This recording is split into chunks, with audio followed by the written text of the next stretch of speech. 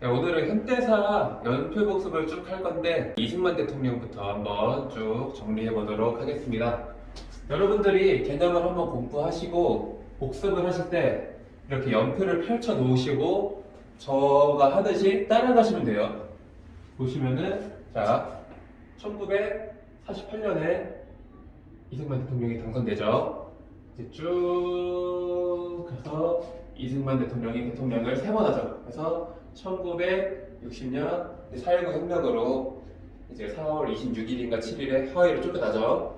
그 과정을 쭉 보도록 하겠습니다.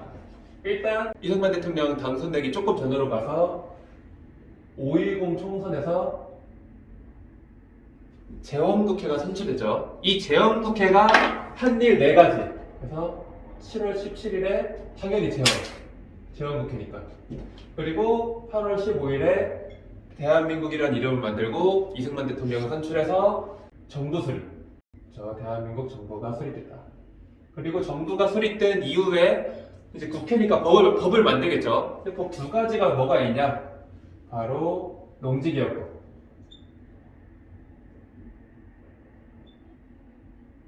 그리고 하나는 친일파 청산이죠. 반민법. 그래서 이렇게 이제 재헌국회가 한 일 4가지가 뭔지를 물어보고 뭐 이 중에서 재헌국회가 한 일로 뭐 올바르지 않은 것은 뭐 이런 식으로 문제가 나올 수도 있고 농지개혁법 같은 경우는 단독 문제로 나올 수 있죠. 반민법 같은 경우도 농지개혁법은 북한이 먼저 토지개혁을 하고 나서 실시되었다. 그리고 북한은 전체 토지를 대상으로 했다면은 여기서는 농지만 개혁했다. 그리고 북한은 최대 5정보, 여기는 최대 3정보. 그리고 북한은 무상몰수, 무상분배, 여기는 유상매수, 유상분배인데 유상은 돈을 준 게 아니라 지가증권을 발급하였고 이제 매수를 할 때는 분배를 할 때는 1년 경작량의 150%를 5년 동안 분할 상환하는 방법으로 했다. 이 과정에서 지주들은 지가증권을 현금으로 전환하지 못해서 산업자본가가 되지 못했고 그리고 농지개혁법으로 소작농보다 자작농이 증가했지만 나중에 이들이 30%씩 5년을 갚지 못해서 다시 되파는 경우도 생겼다. 그리고 일부 지주들은 이 소식을 미리 듣고 법이 실시되기 전에 뭐 미리 처분했다. 이 정도 알면은 여기는 완벽하게 정리가 되겠습니다. 반민법은 이제 반민특위 하다가 국회 프락치 사건으로 실패했죠. 이승만이 대놓고 반민특위 활동을 비난했죠. 그런 모습. 그래서 이제 재헌국회가 1950년까지 끝이 납니다.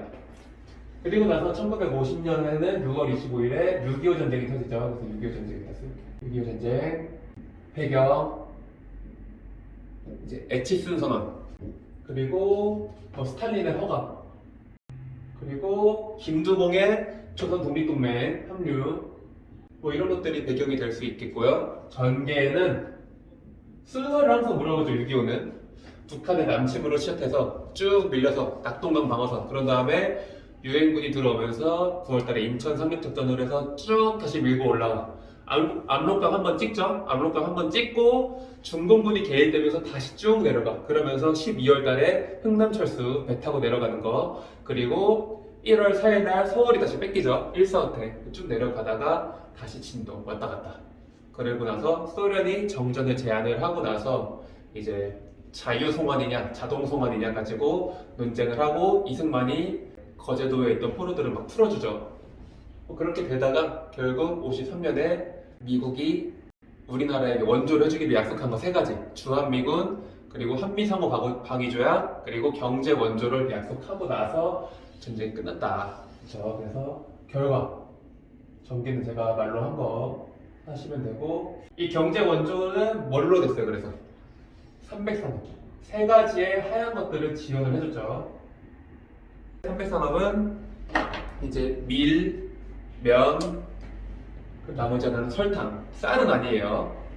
300산업을 했고 이때 당시에 북한은 어떻게 했냐? 천리마 운동을 해서 경제를 일으키려고 했다. 삼천리 가시면 됩니다. 그리고 이승만 정부가 1948년부터 이제 4년이기 때문에 1952년에 한번 끝나죠. 그리고 나서 1952년부터 또 4년이기 때문에 1956년, 그리고 1956년부터 1960년 이렇게 세 번에 걸쳐서 대통령을 하는데, 이 대통령이 바뀌는 해마다 항상 뭐가 터졌다? 개헌이 일어난다. 그래서 1차 발췌개헌, 이거는 대통령 직선제죠. 직선제. 그리고 이때 이거를 하기 위해서 부산 정치파동이 있었죠. 국회의원들 납치해가고 이렇게 됐다. 그렇죠. 이렇게 해서 직선제가 돼서 결과는 2대 대통령 이승만 당선이었고, 얘는 1952년이기 때문에 6.25 전쟁 중에 실시됐다. 1953년에 끝나죠. 6.25 전쟁 7월 27일.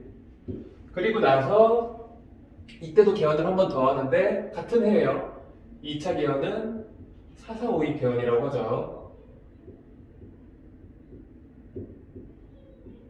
4.4.5.2 개헌이라고 해서 초대 대통령에 한해 무한으로 즐기겠다. 그쵸? 초대 대통령 무한. 연임 제한 폐지. 결과 3대 이승만이 당선됐는데, 이때 마지막 대통령 될 때죠. 물론 이때는 한 번 더 되긴 하는데, 아무튼 이때 이제 이승만 대 신익희가 갑자기 선거하다가 죽죠. 그래가지고 이때 당시에 또 조봉암이라는 무소속 후보가 있었는데, 조봉암에게 200만 표가 넘어가. 그렇죠? 그래서 이승만이 당선이 되기는 했는데 말년에 독재에 들어갑니다. 이거는 이제 약간 박정희 대통령과의 좀 공통점이죠. 이제 마지막에 4년 동안은 독재를 하게 되는데, 이때 당시에 언론을 탄압하면서 경향신문에 폐가 나죠. 경향신문 폐간. 그리고 조봉암이 이때 200만 표를 받으면서 나도 할 수 있겠는데? 라고 하면서 진보당을 만들었죠. 그 진보당을 이제 빨갱이로 몰아가지고 조봉암을 사형시켜버리는 상업살인이라고 하죠. 진보당 사건이 일어났다. 요게 이제 이 말년 대통령 때입니다. 3대 대통령 때. 그리고 나서 이제 4.19혁명으로 넘어가는데, 4.19혁명의 배경은 3.15 부정선거였죠. 1960년 3.15 부정선거. 이때는 조병옥이 상대의 후보였는데 얘도 급사했어요. 신익희처럼. 그래가지고 대통령 선거는 이승만이 완전히 유력했지만 부통령은 이승만이 안 될 것 같아. 그래가지고 이기붕을 부통령으로 당선시키기 위해서 부정선거를 했다. 그렇죠? 부정선거를 했는데, 이에 대한 반대 움직임이 마산에서 시위가 있었죠. 마산에서 시위를 하다가 김주열 학생이 실종을 됐는데, 마산 앞바다에서 시신으로 발견이 되면서 전국으로 확산되면서 4.19 혁명이 일어났다.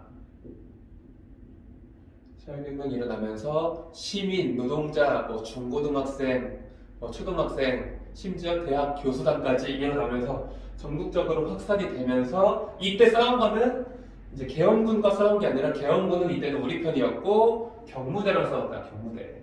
아무튼 그렇게 하다가 4월 26일 이제 하야 선언을 하고 하와이로 나르고 이기붕도 낙선이 되면서 허정 과도내각으로 넘어가게 된다. 요게 이제 이승만 정부 전체 사건 내용입니다. 키워드로 추가할 만한 게 뭐가 있을까요? 6.25 전쟁 중에 이 발췌개헌 하기 전에 거창 양민학살이 있었죠. 그리고 일단 큰 틀에서 이 정도면 충분하지 않을까 싶고, 그리고 세세하게 여러분들이 준비하는 시험에 따라서 이제 세부적인 것들 추가하시면 될 것 같습니다. 이승만 오늘 정리는 여기까지 하고, 다음 시간에 또 장면 정보부터 해서 박정희, 전두환 이렇게 쭉쭉쭉 나가도록 하겠습니다. 네, 여러분들 수고하셨습니다.